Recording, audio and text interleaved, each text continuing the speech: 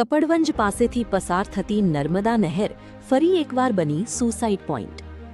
કપડવંજ નજીક નર્મદા નહેરમાં એક પરિણીત મહિલાએ પોતાના 2 માસૂમ બાળકો સાથે ઝંપલાવ્યાની ચોંકાવનારી ઘટના સામે આવી છે। મહુધા તાલુકાના મહીસા ગામની 24 વર્ષીય ભાવનાબેન ચૌહાણે પોતાના 2 બાળકો 4 વર્ષની નિત્યા અને 6 વર્ષના પિયુષ સાથે નર્મદા નહેરમાં ઝંપલાવ્યું હતું। ઘટનાની જાણ થતાં કપડવંજ ફાયર બ્રિગેડ અને પોલીસની ટીમ તાત્કાલિક ઘટના સ્થળે પહોંચી હતી।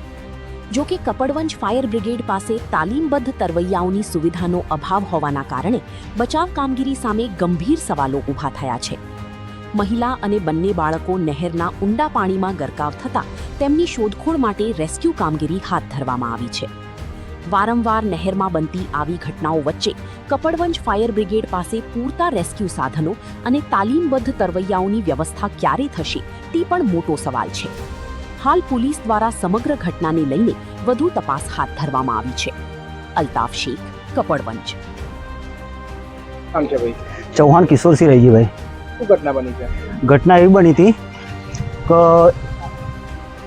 એક બેબી અને એના 2 નાના બાળકો કેનાલમાં પડ્યા એવી માહિતી અમને મળી 5 વાગ્યાની આસપાસ। તો અમે ઘટના સ્થળે આવેલા અહીંયા।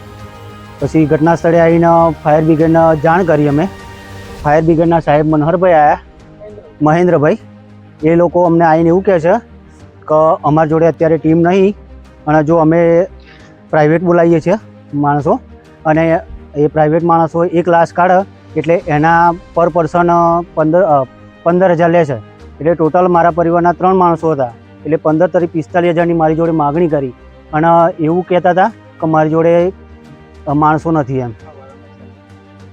મારું નામ જુવાનસિંહ ભૈજીભાઈ સોડા પરમાર દાલભાઈની મુવાડી, તાલુકો મહેમદાવાદ, જિલ્લે ખેડા, પોસ્ટ ઉમંગ। મારી બેબી અને મારો ભણો અને મારી ભણી હવે સાહેબ હું ગયો તો બેંચામ નોકરીએ। હવે મને ખબર પડી કે અહીંયા ગાળા મારી બીજી બેબી છે એ મૈસા પરણાયેલી છે।